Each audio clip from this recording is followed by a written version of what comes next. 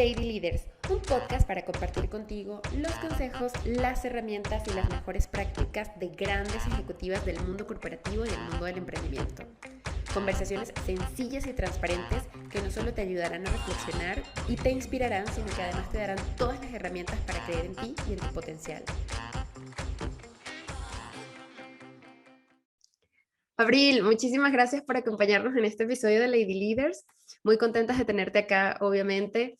Una mujer que ahorita se presenta, pero que se mueve entre, o se divide entre lo que son impuestos internacionales en EY y también en programas de diversidad e inclusión.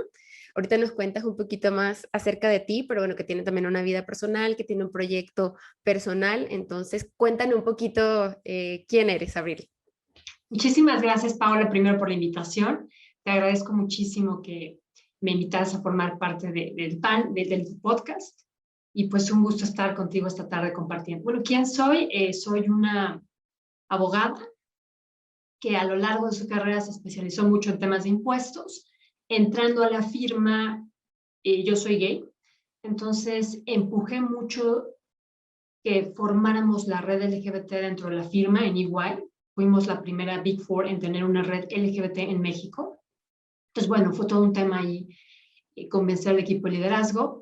Y derivado de que logramos formar la red y empezamos a tener, pues, injerencia en diferentes foros, empezamos a participar mucho más activamente. Fuimos la primera Big Four en marchar en el Pride Parade de la Ciudad de México y diversos otros temas que fuimos abarcando.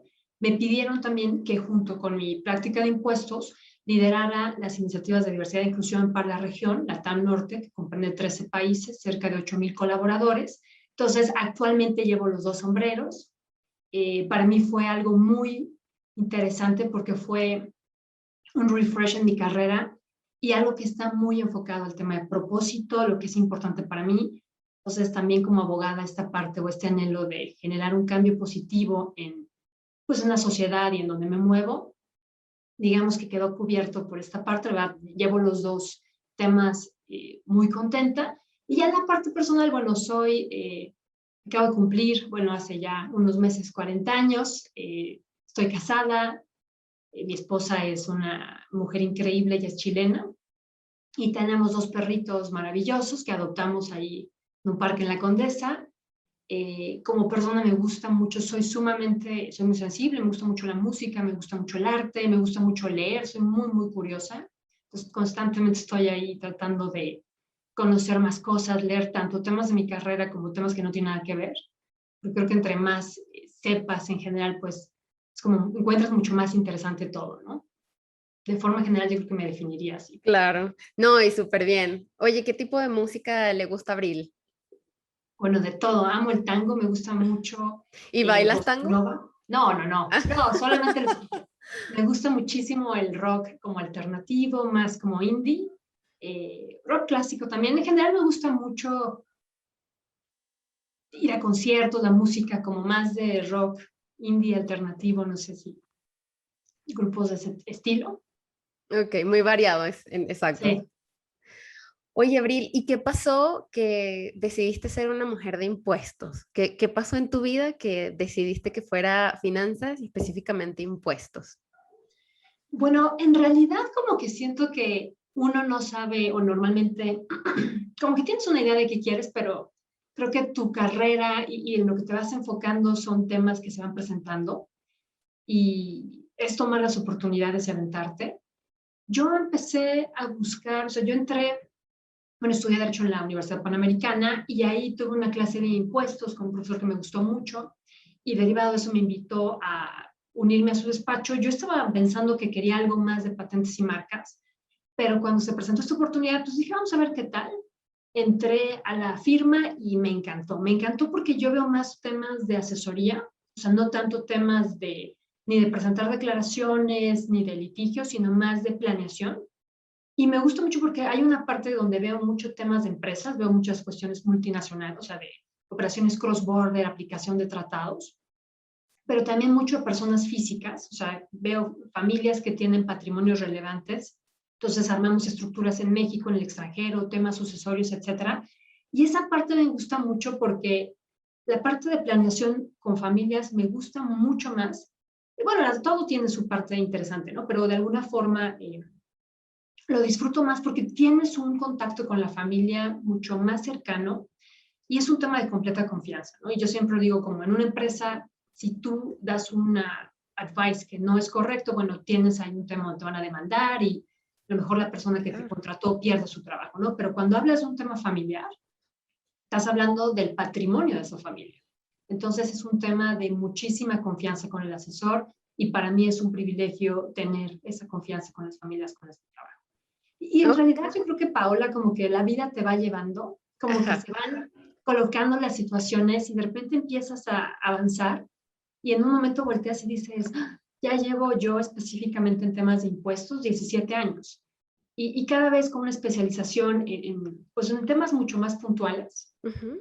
pero sí creo que a veces como que uno no tiene tan claro, o sea, tienes una idea general de qué quieres en tu carrera, pero como que se va construyendo con diversas situaciones fortuitas que van de alguna forma llevándote a caminos que no pensaste explorar, pero creo que esa es parte de la magia, ¿no? Estar abierto y sí tener una idea clara de qué quieres y qué no quieres, evidentemente, no me refiero a dejarse llevar y un día despiertas y dices, ¿qué hago aquí?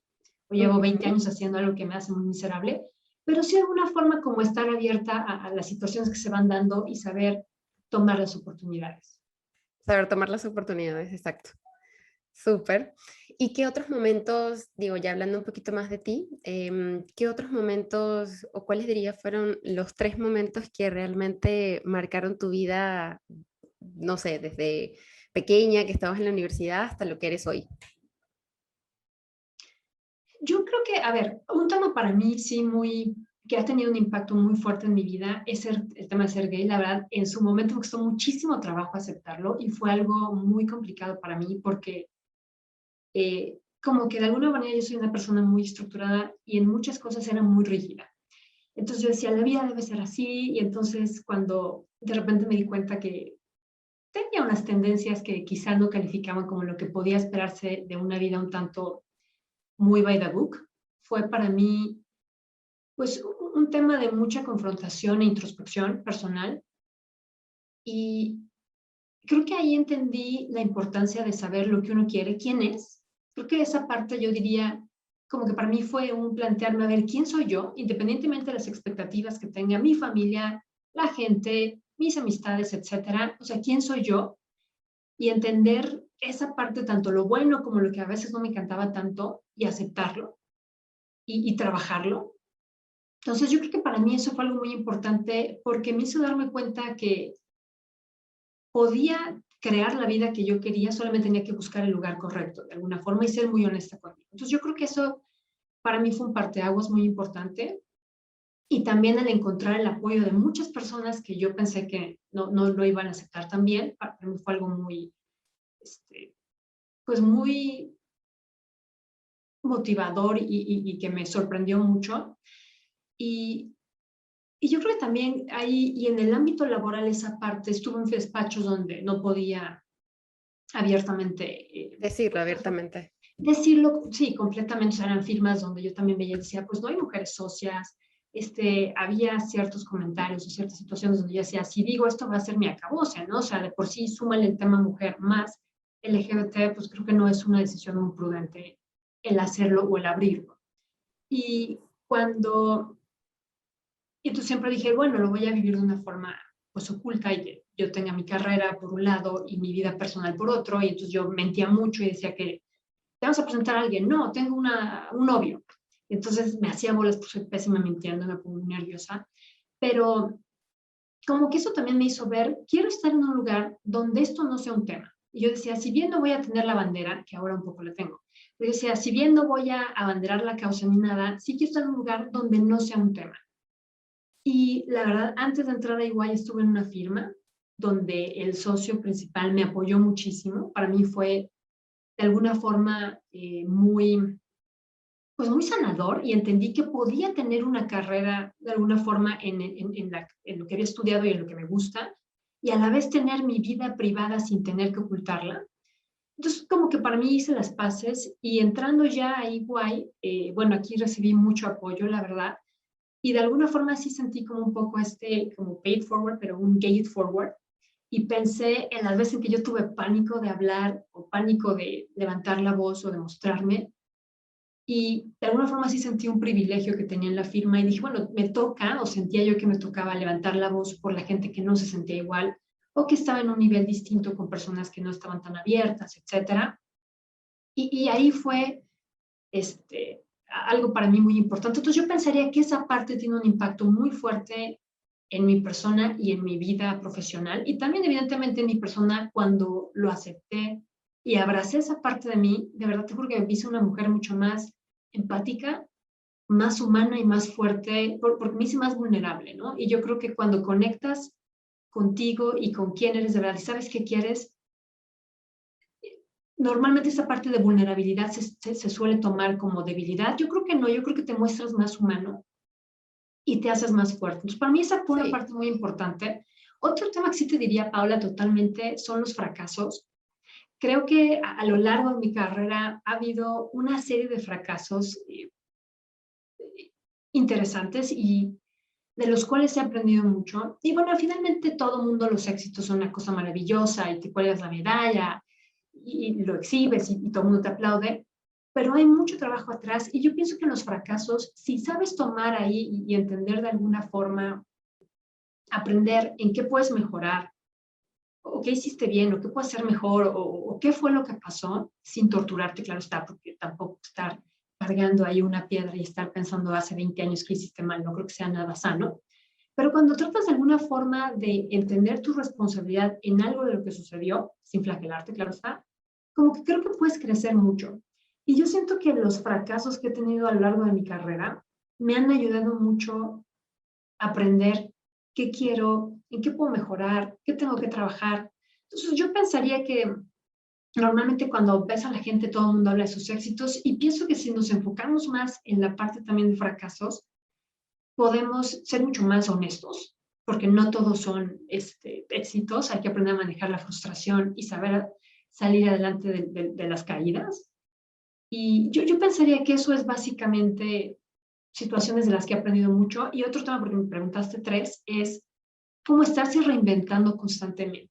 O sea, por ejemplo, yo mi práctica fiscal la he tenido en diferentes firmas. Cuando entré a EY, entré junto con una firma que adquirió el despacho y yo estaba enfocada en práctica de impuestos internacionales y tenía mis temas de private clients, pero cuando se da la oportunidad de llevar las iniciativas de diversidad e inclusión y me lo preguntan, yo dije, yo no tengo idea de diversidad e inclusión, ¿no? O sea, ¿cómo voy a llevar esa iniciativa si no estudié eso, no tengo una especialización en eso? sí, no es un tema Exacto. grande. Y también es evidentemente el prepararse, el acompañarse de personas preparadas, el meterte tú a estudiar esos temas, porque sí algo que tengo y que sí lo veo como algo valioso, es que soy sumamente curioso, entonces soy súper intensa en estudiar. Entonces me puse a investigar qué podía aprender para de alguna forma pues dar el ancho y generar un cambio realmente dentro de la firma positivo. Pero algo que sí aprendí es, a veces hay que aventarse, ¿no? Muchas veces uno dice, yo para poder levantar la mano o tomar este reto, si me piden 10 requisitos, tengo que tener 11, porque si no, no estoy lista para poder hacerle frente a esta situación.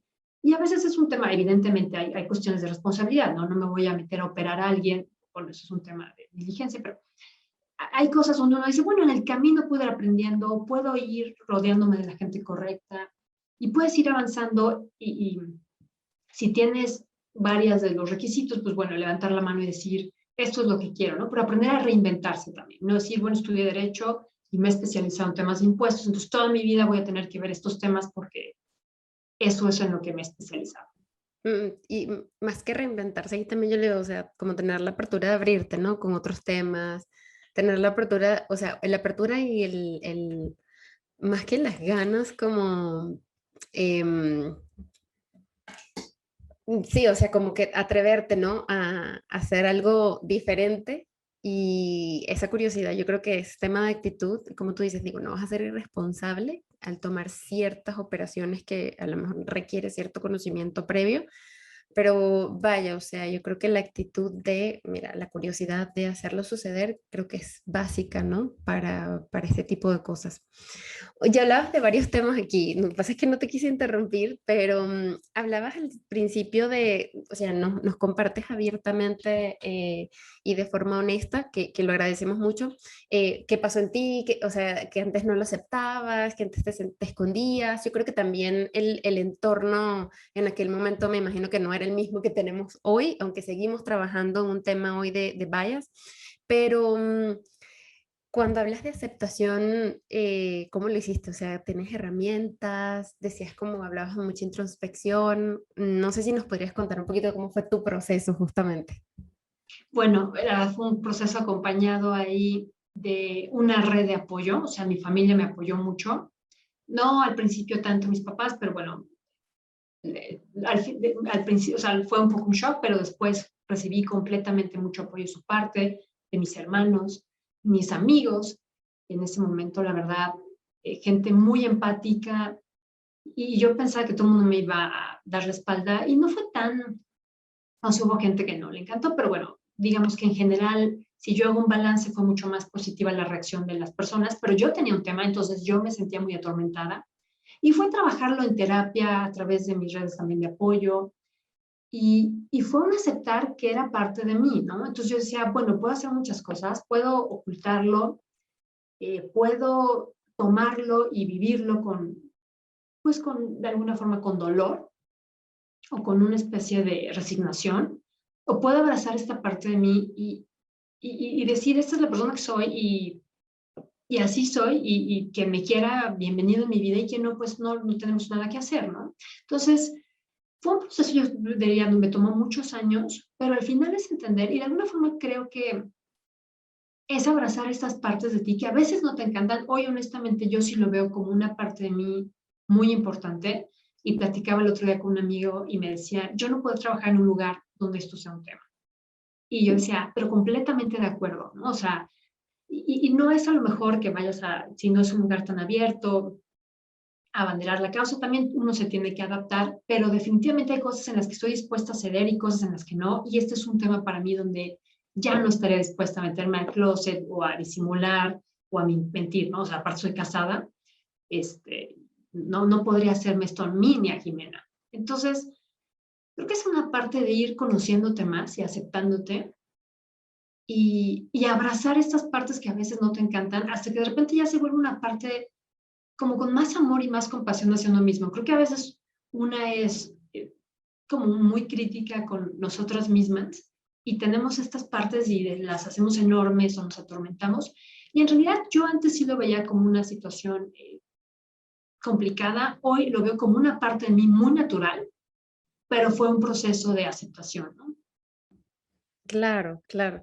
Y así con muchas cosas, yo creo que nosotros mismos somos los que le ponemos el big drama, por decirlo de alguna manera, de que seguramente todo está mal, me van a ver a mirar mal, se va a acabar mi carrera, por ejemplo, no solamente con este tipo de bias que tenemos con la sociedad, sino con muchos otros, ¿no? Incluso cosas del pasado, mujeres que en algún momento vivieron alguna situación penosa y que o sea, si no lo platican y no ponen un ejemplo donde eso se tiene que de alguna manera cortar, piensan que pues el mundo les va a ver mal y la verdad es que todo lo contrario. Entonces, sí, definitivamente empieza con nosotros mismos a decir, a ver, o sea, es que esto es parte de mí, esto soy yo, esto sucedió o lo que sea. Y la verdad es que no hay nada, ningún otro juicio allá afuera más que el que me hago yo misma, ¿no? Ese es el final. Y los demás te Sí, tratan como tú te tratas. O sea, es cierto. exacto. Y fíjate que algo muy chistoso es que cuando yo lo acepté y hice las paces con eso, como que todo alrededor cambió para mejor. Entonces siento que, o Claro, sea, realmente nosotras traemos, y no nosotros, todo el mundo trae sus temas, y cuando empiezas un poco a hacer las paces con las situaciones o aceptas ciertas situaciones en tu vida, como que el entorno cambia, ¿no? Cuando ya no tienes eso como una piedra en el zapato, sino como que lo aceptas, es parte de tu vida y lo abrazas con amor, creo que sí, de verdad, incluso hay un cambio fuera. total. Y también hablabas de fracasos, que en este tipo de podcast, que es de mujeres que son nombradas en revistas, que tienen una carrera muy exitosa, tú hoy eres socia de impuestos y hoy lideras el programa de diversidad e inclusión para 13 países, o sea, la verdad es que uno te mira y dice, wow, o sea, ya todo lo hizo bien, pero tú hablabas de fracasos, ¿no? Y decías, de alguna manera, para llegar ahí, tuve que haber fracasado en muchas cosas. ¿Cómo visualizas o cómo defines en una perspectiva amplia qué es un fracaso? Y no sé si nos pudieras dar algunos ejemplos de en qué tipo de cosas has fracasado. Bueno, creo que cuando, o sea, a ver, pienso que a lo largo de tu vida vas avanzando y lo que hoy ves como una situación adversa, a lo mejor ya que caminaste 10 kilómetros y volteas, lo ves y dices, ah, creo que fue algo incluso bueno porque me hizo virar de dirección y yo iba hacia allá y por esta situación giré hacia la izquierda y entonces ahora estoy en esta situación que no hubiese llegado de no haber sido por esta situación que en ese momento se veía como algo malo. Entonces yo creo que evidentemente hay situaciones que son desafortunadas, pero y laboralmente hablando me refiero porque hay otras situaciones más de tragedia, familiares o personales, pero bueno, hablando más en el tema laboral, por ejemplo, algo que yo decía es lo peor que me puede pasar en la vida porque es inconcebible y es un fracaso y yo soy muy exigente conmigo, era que me Ajá, corrieran de un lugar, ¿no? O sea, que me despidieran de un lugar era para mí como algo, o sea, era mi acabose, así casi, no casi puede que pasar para mí. retirarme ya no puedo ejercer porque es un fracaso. Y estuve en una firma donde no nos entendimos muy bien, la verdad estuve solamente un año. No nos entendimos muy bien, también había un tema ahí donde era un lugar muy, muy católico. Entonces, y el mundo fiscal en el ámbito en el que me muevo de alguna forma en temas internacionales tampoco es tan grande, los foros son los mismos, la gente que ves en los diferentes colegios y toda la misma gente. Entonces también había rumores y cosas, no sé qué pasó, pero en realidad también había un tema donde yo vivía panicada porque se fueran a enterar, porque era una firma muy religiosa. Entonces, honestamente, mi desempeño no era el mejor, porque yo vivía aterrada de que se fueran a enterar, entonces vivía constantemente en un estado pues, de mucha angustia, ¿no? Entonces sí vivía como un poco bloqueada en general. Y bueno, tuve una discusión con un socio de un tema técnico, entonces de repente escaló y me despidieron. Y para mí sí fue como, no puede ser, esto ya es eh, el fin de mi carrera. Y platicando ya incluso ahí hablé con otra gente de firmas en la que había estado antes, me dijeron, Abril, no te preocupes, regrésate con nosotros, estás bienvenida, eres bienvenida a esta firma, bla, bla. Y entré en un despacho mucho mejor del cual me habían sacado, con un abogado sumamente prestigioso, que fue justamente ya ahí fue cuando dije, no quiero estar en un lugar donde no pueda ser yo y donde iba tan asustada. Y fue con este despacho donde entré con Manuel Tron, que él tuvo una actitud, que es, de hecho es uno de los abogados fiscalistas más reconocidos de México. Entonces, digamos que subí a un despacho mucho de mejor nivel y hablé con él y él tuvo toda la apertura, el apoyo y de hecho con él, pues ahí yo entré como abogada, me promovió la asociada en su momento.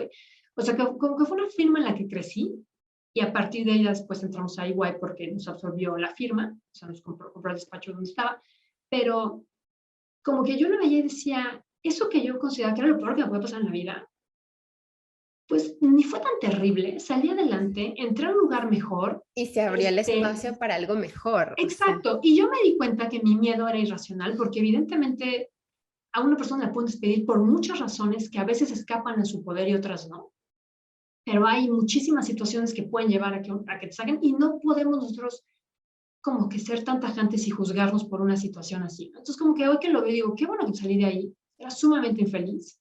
Y finalmente me dejó entrar a una firma en la que pude ser mucho más yo. Aprendí muchísimo porque veíamos asuntos de un nivel muy, pues asuntos mucho más sofisticados y de ahí entré a EY, ¿no? Entonces hoy lo veo y sobre todo como que hablando con Manuel y entendiendo, o sea, Manuel dijo, para mí no es un tema,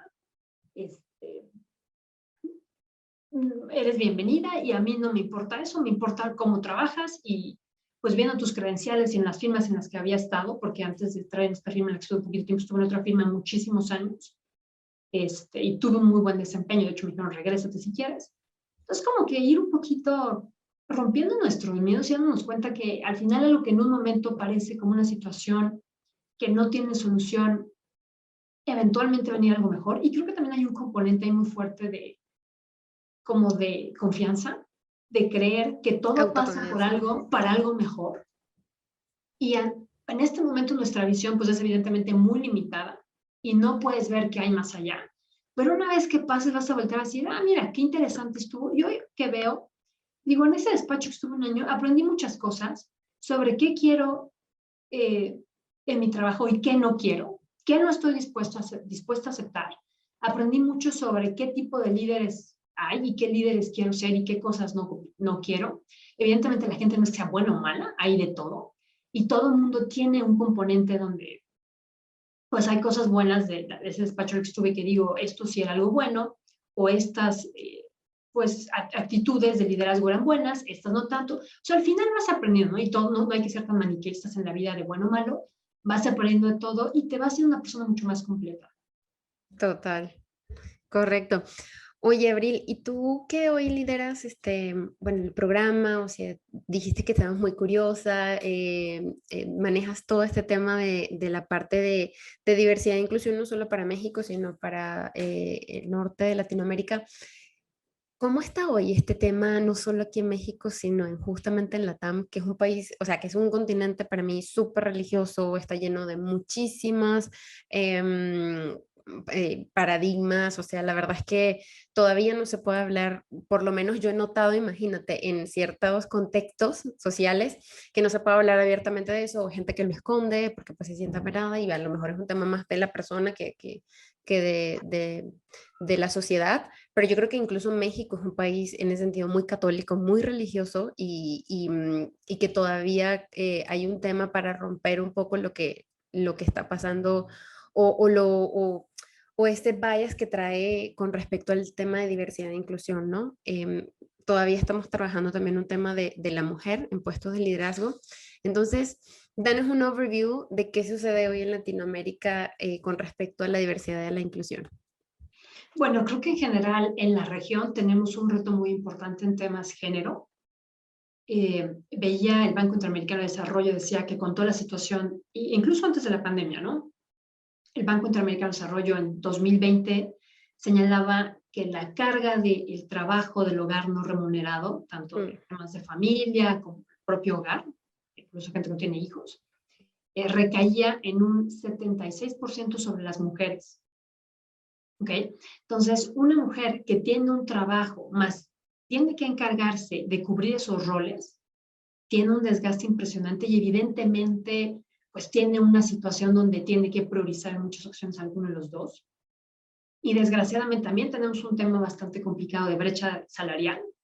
Entonces, si tú tienes un tema donde tienes que priorizar y además entre los dos, pensemos en un matrimonio heterosexual o en una pareja heterosexual, el hombre gana más, pues bueno, si alguien tiene que dejar su trabajo para dedicarse al hogar, hace más sentido o haría más sentido que fuese la mujer. Entonces, como que hay muchas cosas que tenemos que trabajar como sociedad. Tenemos este tema de roles de género muy, muy rígidos, donde toda esta parte hay una expectativa de que la mujer tiene que cubrir ese rol.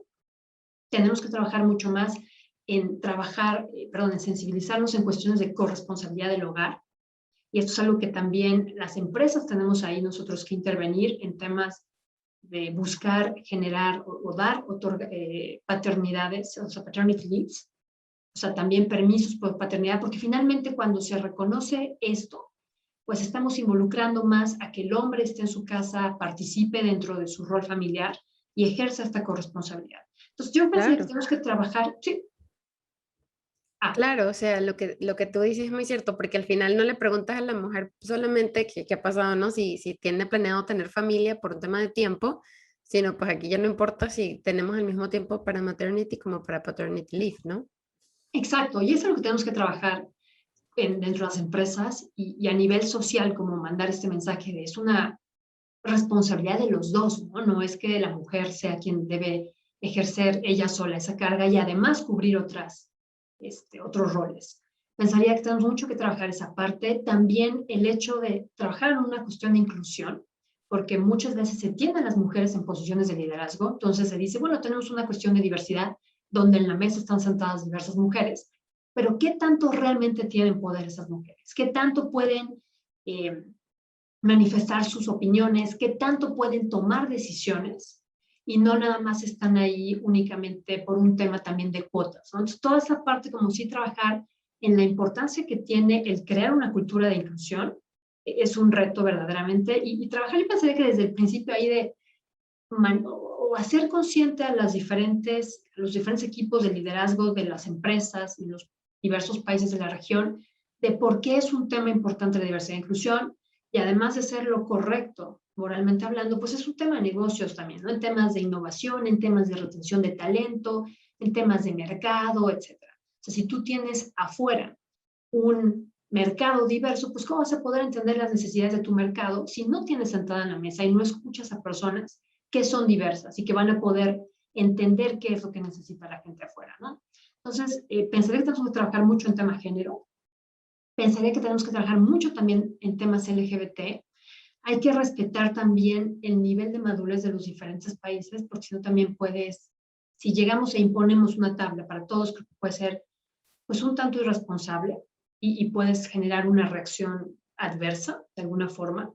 Entonces yo pensaría que hay que entender el nivel de madurez de cada lugar y seguir trabajando e ir avanzando, pero también entender la situación y respetar, pero a la vez ir empujando para que sí se muevan, mover la aguja ahí y que sí vayamos avanzando en diversos temas. También en temas de discapacidad tenemos un reto muy importante, como que como sociedad, y de hecho tú lo ves en México en las calles, no se respeta, una persona con silla de ruedas no puede andar en la calle con las banquetas como están, los espacios de estacionamiento no se respetan, etc. Entonces sí tenemos a nivel sociedad que ser muy conscientes de la importancia de la diversidad e inclusión y cómo podemos todos nosotros trabajar en generar espacios de respeto y ambientes seguros, ¿no?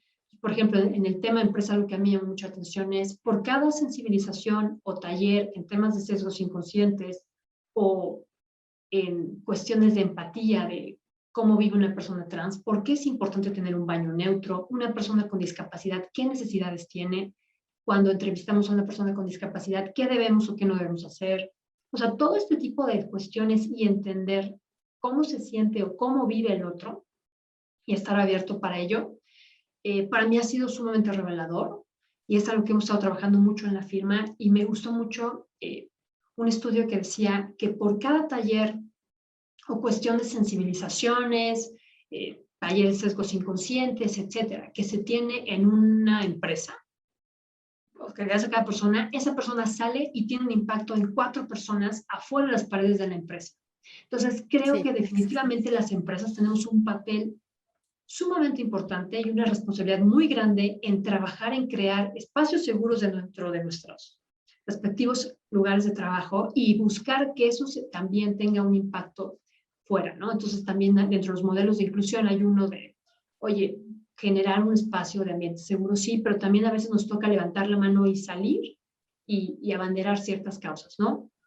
Entonces, por ejemplo, el tema del orgullo, pues el hecho de que las empresas salgan y se manifiesten en temas de, por ejemplo, la marcha, pues es algo muy importante porque le das visibilidad a un tema y manifiestas abiertamente que eres una empresa inclusiva. No es algo nada más dentro de nuestras paredes, sino también manifestarlo porque finalmente vas generando una ola de nieve, una bola de nieve. Entonces, lo hace una empresa, lo hacen 2, lo hacen 4, lo hacen 10.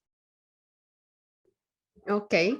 Oye, ¿y qué tipo de prácticas, por ejemplo, si soy una empresa o soy una persona de recursos humanos que está buscando generar este tipo de prácticas dentro de mi empresa, no existen, me gustaría proponer, hacer, por dónde empezar o cuáles serían como tus recomendaciones? Bueno, yo pensaría que primero hay que revisar las políticas, o sea, ver que incluyamos y haya ciertas reglas en temas de no discriminación y de inclusión. También trabajar mucho en que haya sanciones, porque si no podemos crear una cultura del silencio, que es básicamente, están políticas que sancionan o que tienen, pues, que te prohíben que exista discriminación contra ciertos colectivos, etcétera. pero sí hay, o comentarios misóginos, que es algo que vemos mucho, y es sumamente, hace poco tuvimos un estudio muy interesante de eso, donde el 86% de los hombres manifestaban que ellos creían que era importante combatir o estaban personalmente comprometidos para combatir situaciones de misoginia. Sin embargo, cuando en la empresa escuchaban ciertos comentarios inapropiados, no se atrevían a levantar la mano por un tema de cultura de silencio. Cultura de silencio básicamente es que dices, levanto la mano y no va a pasar nada. O levanto la mano y va a ser incluso contraproducente para mi carrera porque puede haber ciertas represalias por esto.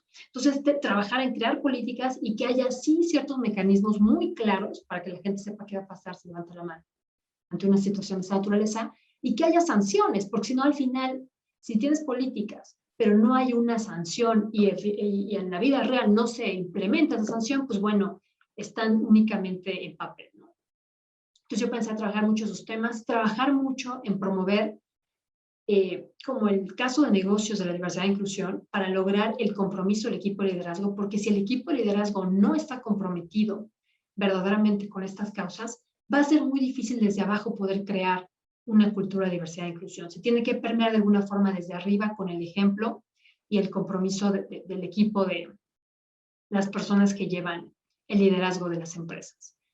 Pensaría mucho en trabajar en talleres de sensibilización. Es impresionante cuando empiezas a trabajar en temas de sesgos inconscientes, cuando formas redes de afinidad en temas de género, en temas LGBT, en temas de discapacidad, entender las necesidades de las personas, los diferentes grupos, y buscar ser mucho más incluyente. Y yo pensaría que algo fundamental es tener aliados. O sea, es decir, que en las redes de mujeres haya hombres que entiendan la situación y busquen apoyar. En las redes LGBT lo mismo, y en las redes de discapacidad, pues personas con alguna discapacidad, pues el mismo tema, ¿no? O sea, que todo mundo de alguna forma no entienda que es nuestra responsabilidad generar una sociedad y una empresa mucho más incluyente, y que no tenemos que ser parte de algún grupo para poder compartir pues esa causa y apoyarlos. Buenísimo. Perfecto.